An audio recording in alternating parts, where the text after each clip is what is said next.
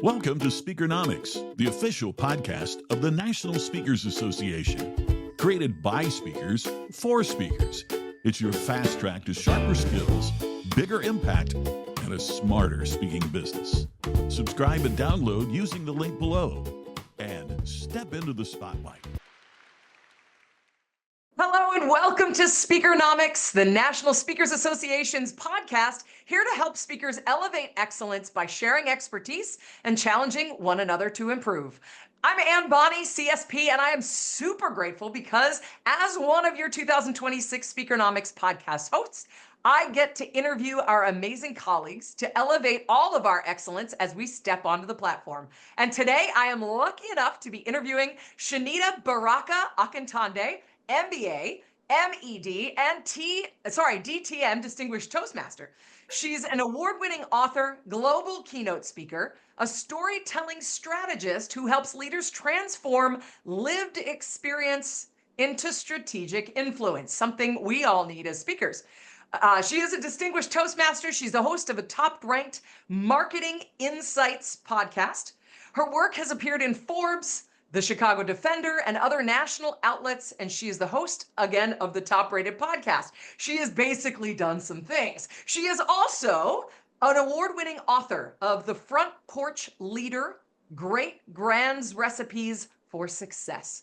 And it was recognized by the Illinois Women's Press Association in the Best Nonfiction category. So she's here to talk about stories, which is a big deal in our world. Please help me in welcoming Shanita Baraka Akintande. Shanita, thank you so much for being here. Woohoo! I am Garrett Popcorn pumped to be here. And for those of us in the Midwest and Chicago specifically, when I say Garrett Popcorn, y'all know what I'm talking about. So I'm excited. That's a mic drop popcorn moment right there. Exactly. Every time I go through O'Hara, I'm like, ooh, who can I get some popcorn for? Amen, sister. It's the best. Cheese and caramel is my go-to. I don't know about you, but... That's Chicago style, isn't it? Yes. It's like the deep dish of popcorn. Exactly. The deep dish of popcorn it is. So I'd love to give everybody on the podcast who's listening and doesn't know you yet, which we were just talking about is like everybody in NSA knows each other, right? Well, no, we don't.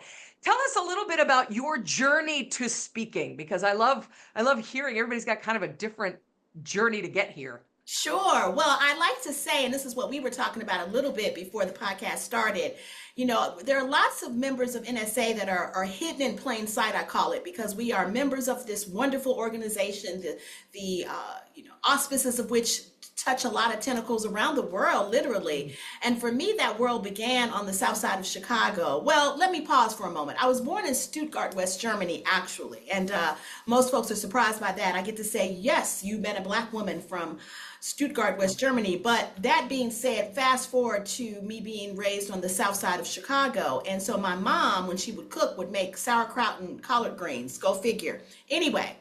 I grew up on at a time in which I sat on the front porch listening to my great-grandmother, and she told stories. And those stories, as a little kid, I had no idea of understanding what currency they would hold for me later in life when I used those stories and started to retell them. And then I found out about something in terms of speaking, and then it became kind of natural for me. People would say, oh, you have a gift for this, Shanita. You're really a good speaker, when I actually was just retelling the stories that I had heard as a kid growing up. And within that process, I landed years later here on the NSA platform.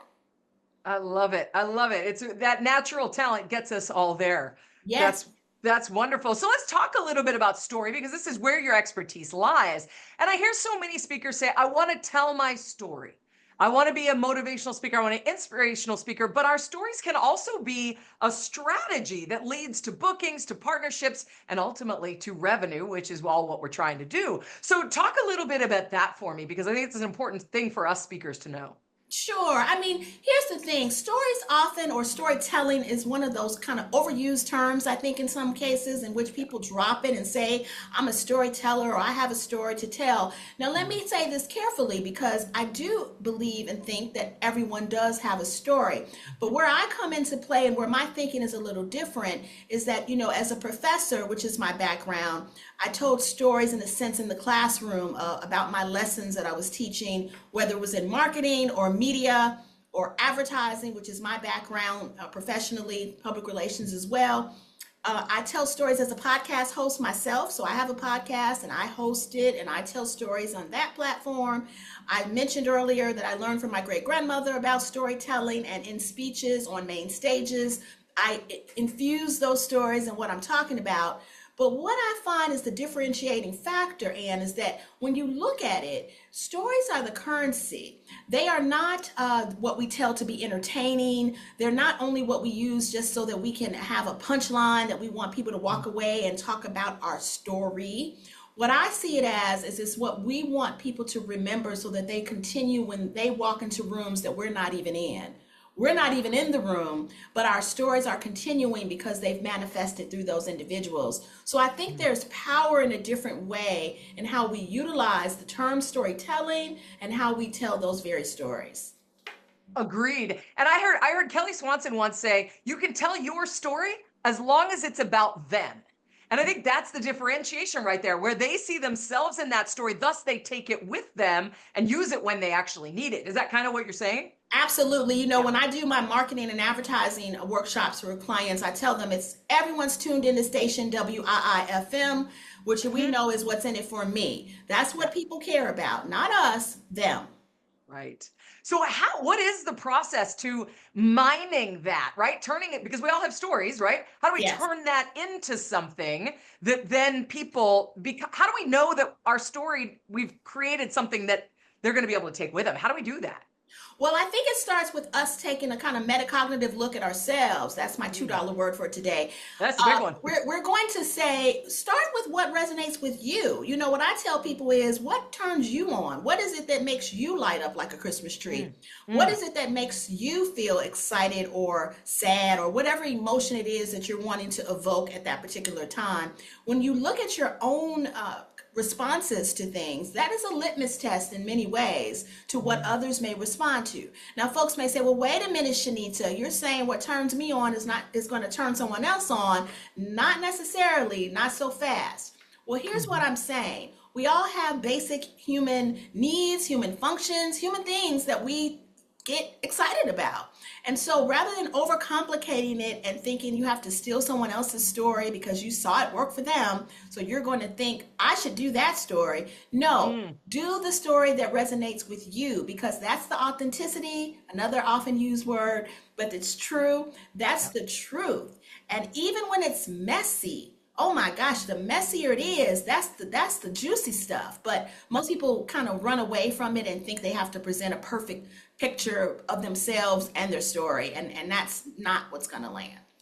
Yeah. Well, and I think that brings home that starting with what resonates with you, but I think that's why practicing our stories with other people is also another big thing, because oftentimes when we tell somebody else the story, it kind of goes, oh, I thought that was going to really land, and it totally didn't. And so that's where presenting it to other people comes in. Is that one of the strategies that you suggest as developing these stories? Yes and no. Okay, so depends on who your audience is. Because if you have a family like mine, who I love, I just mentioned my great grandmother, maternal, by the way, she never entered a boardroom. She wasn't in a classroom. She was never on a stage. And she was in a rocking chair on that front porch. And the smartest woman I know, telling the best stories. And again, they are resonating years beyond her passing. That is a true strength and a true storyteller. She didn't necessarily run them past us to get our input on whether they were good or not, right? They were coming intuitively through her spirit. And that's another level that I'm talking about. But to your point, yes, you can ask people around you to give you their feedback. But sometimes if people are too close to us, if they're our loved ones or close trusted friends, as much as they mean to do us well, they may give advice that is not accurate. They may tell you, don't tell that story, or girl, I don't know about that. And actually, when you get on a stage in front of people who, for whatever reasons, don't know you personally, it can land in a different way. So while I don't suggest you don't run it past individuals, I do mine in a slightly different way. I test my speeches in terms of my stories, in terms of how, again, they resonate with me. And when I get on a stage, if it's a safer space, in some cases, you get a sense from audiences what's working for you and what isn't. And you can take it back and tweak it. Now, I've been doing this a long time, so that's a little different. Beginning speakers may not trust going out in front of audiences and testing material. I'm all out. I don't care. I'll get out there and I'll test it and I'll see what resonates and connects. And the more I do it, the more I see it landing better and better. Yeah. Well, and how do you help people tap into that intuition? Because I think you made such a good point. Oh, I'm just going to tell their story because it worked for them and it really resonated with me, so I can just use that. That's such a temptation to do it somebody else's way, but tapping into our own thing, how do we do that so we can find that thing, that nugget? Yeah, it's like putting on someone else's clothes. You know, you can see somebody who's fly, like, look at you, I love your hair, but that may not work on me. You feel me? I Right. mean, it might, but I got my own style. You have your style. So I think when it's truly your style, there's a different swagger you have. There's a different attitude. There's a different comfort you're going to have. You know, it's like wearing someone else's pants or whatever. They're going to either be too tight or falling off of you. Those are my analogies to how you put on the suit of your story. You don't want to wear someone else's suit because it's not going to fit and it's not going to be you. But when you got it on, girl, when you dressed up, I like to dress up. You see, I'm using a lot of fashion analogies here. Yes. But Yeah. I like to put on certain things literally and figuratively so that when I go out on that stage, you're seeing Shanita. You know it's Yes. me. I'm not pretending to be someone else. And guess what? Even in the stumbles and foibles, which can happen, I still Will. own that too. I own it. And guess what? I repackaged that and put it in another speech. But it has to be mine in order for that to work. And so I think people need to get comfortable with being themselves. As simplistic as that is, we have to own and be who we are first. Audiences will recognize it, they'll connect with it, and from there, the sky's the limit. Yeah.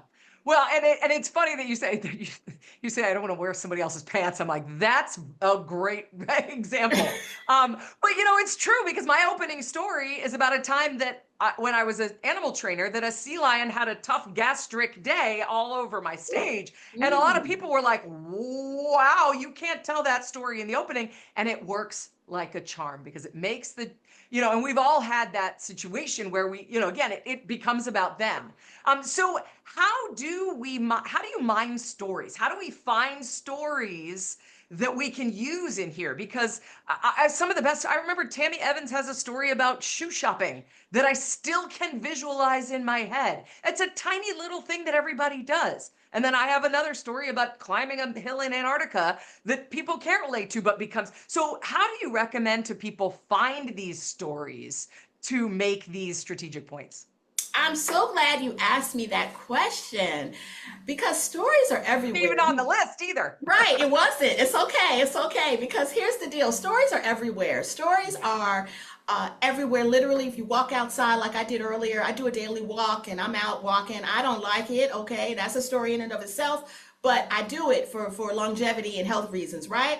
But as I look up at the trees, which I happen to be a tree lover, sidebar, I've heard you can do something called tree showering or nature showers or something. That's another thing. Not butt naked, but you walk through nature and you absorb apparently trees. Anyway, whatever it is you're seeing in your daily life, you get stuck in traffic, someone cuts you off, you're in the grocery store and an old lady smiles as you hand her something on a high shelf she couldn't reach.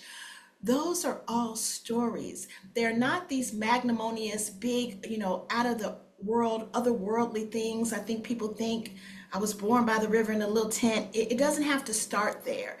It can be something as simple as, real quick, what happened to me last night. I went to an author's event. Matt Haig wrote a book. It's called Midnight Library. I don't know if you've read it. Oh, Great so book. good. I love it. He has a new one out, Midnight Train. I got it last night. And he inspired my book. So I read his book, inspired my book. So I go to this book signing last night because I'm thinking, and I'm just going to sit in the audience, listen to this wonderful author, and I'm going to be but that's not my personality. So at the end, they say question and answers, and my hand shoots up, and I'm like, I have a question. And I stand up and I say to him how much his work inspired me, Nora, the character in the book, et cetera, et cetera. And I said, can I give you a copy of the book that inspired me, my book that I wrote? And the whole audience gasped. They said, and he said, absolutely. So I march up to the front of this big auditorium, and there are like 5,000 people, and I hand him my book. It gets better. He's like, let's take a picture. So we take a picture with him holding my book. I'm holding his book. Beautiful. That's a story. And that's something that I will incorporate in speeches because I'll tell people take advantage of opportunities. And that's what I call a front porch lesson, which is the title of my book, Front Porch Leadership. Front porch lesson, be front porch ready. Opportunities present themselves, go for it. And that's such a perfect example of that. I love it. I love it. So once we've identified the story, now we need to be able to, as speakers, to be able to communicate it with clarity and confidence while still honoring ethics, honoring the audience, what they need and their trust, and the professional standards of our career. So how do we take the story and that beautiful little moment with the lesson that we want to give and then communicate it with clarity and confidence? Well, one thing I love about NSA is that we have a whole code of ethics. We have, whether we're speakers, CSPs, whether you're a member of, our board of directors, whether you're a speaker at Icon, whether you're a chapter leader. I'm a former board member of the Chicago chapter here in Illinois. We always have a code of ethics, and that code of ethics is reiterated. I like to say to myself, what would Cavett think, Shanita, if you got on that stage and did that specific thing? Would Cavett smile or would he frown? And that's real. That's embedded in our whole ecosystem as members of this organization, which is why I'm a proud member for over 25 years. I love it because, there's standards. There are things that we rise to, or we should be always ascending toward as members of this group. I think that when you look at what we do, we have a responsibility. We are ambassadors of NSA. We cannot go out willy-nilly. We can't be someone who doesn't give intentional, specific credence to the organization, because when we wear that pin, which many of us have, that says NSA and that we're a member, or we use that logo on our website or on our LinkedIn profiles, we are telling the world what NSA stands for. So it's bigger than us. It's about how we as a unified group are presenting ourselves to the world. And I think for me, it goes beyond that stage. It goes beyond that speech. It goes beyond that moment.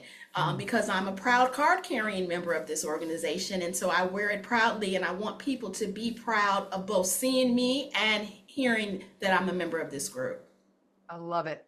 I love it. And it's so true. I love that statement that we are, as if we share that logo, we are saying what that means by our actions. And we're lifting up our profession. And so figuring out how to tell those stories well is a big piece of that. And another thing that NSA really helps us with is building our businesses. So how did you build a business that compounds? Because it's easy to get into the trap of one-off gigs all the time, which is a lot of work to maintain. So how did you create a business that compounds over time and builds on itself? Yeah, I like the way you put emphasis and punctuations after each one of those, one at a time. It's challenging. I wish I could tell you, Ann, that I have a magic wand that I'm waving. I'm learning a lot. I mentioned the word ecosystem earlier. I think that's really what it is, to look at things holistically and not as just one thing. So for me, I mentioned that I have a podcast. The podcast turns into, or fodders from the podcast can be used for speeches and vice versa. Then those speeches become books. Those books become things that I am able to then present and talk to my clients about. The clients are giving me information as I'm giving it to them. That becomes recirculated back to the other entities I mentioned before. So it's this kind of circle 360 that I am intentionally trying to ensure that they feed off of each other.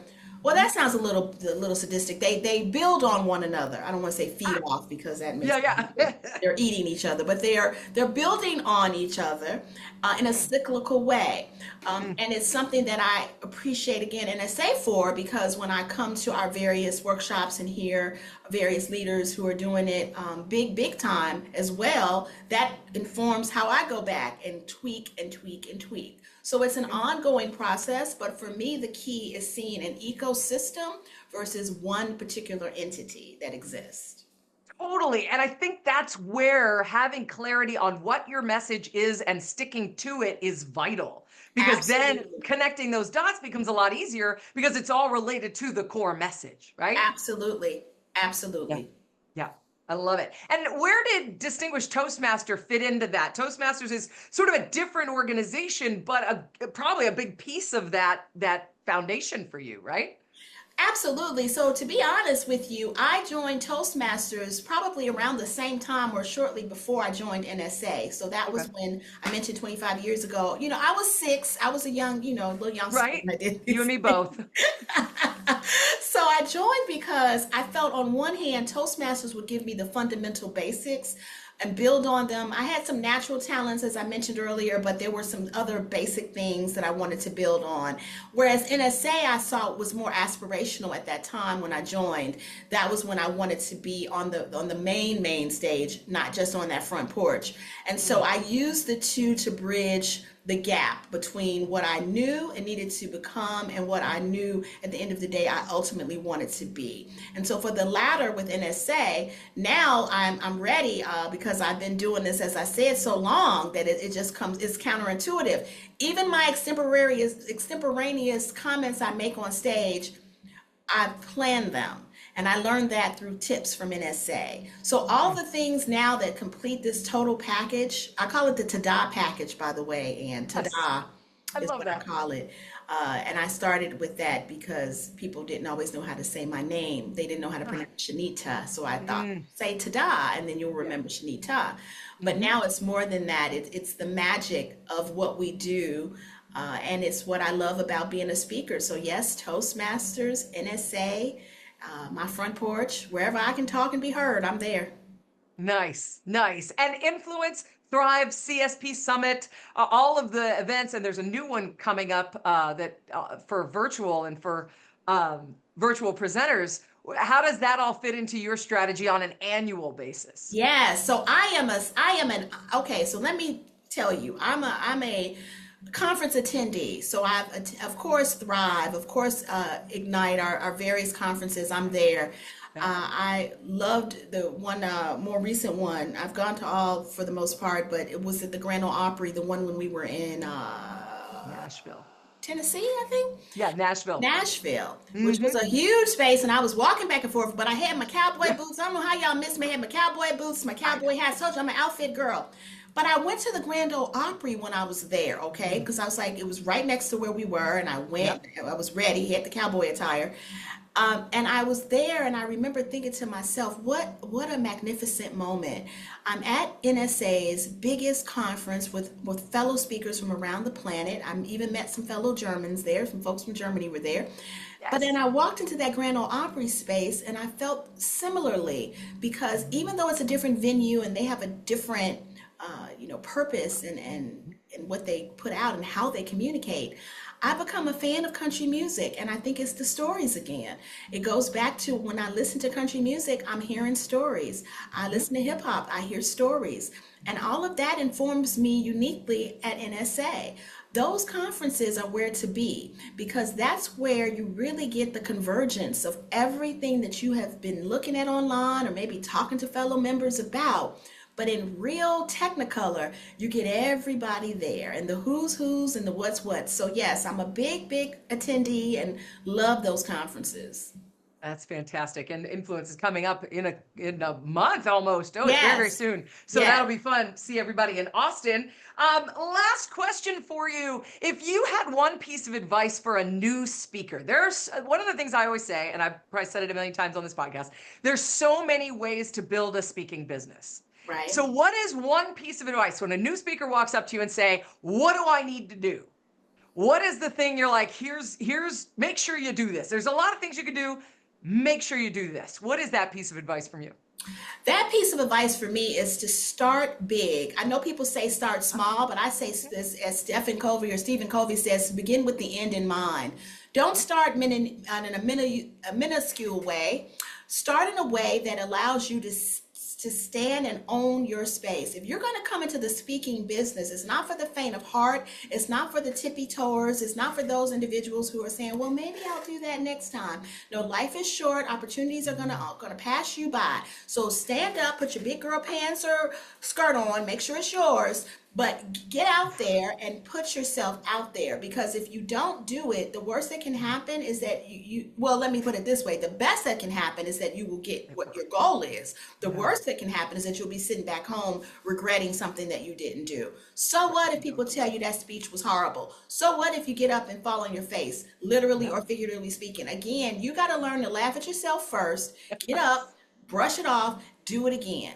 There's a great video with Michael Jordan, another Chicagoan at a time, who said, he gives quotes of all these numbers of things that he missed, how many times he missed the winning shot, how many times he was entrusted to, do something in the game that he didn't do well. And it's because of those things that he didn't do well that he ultimately won.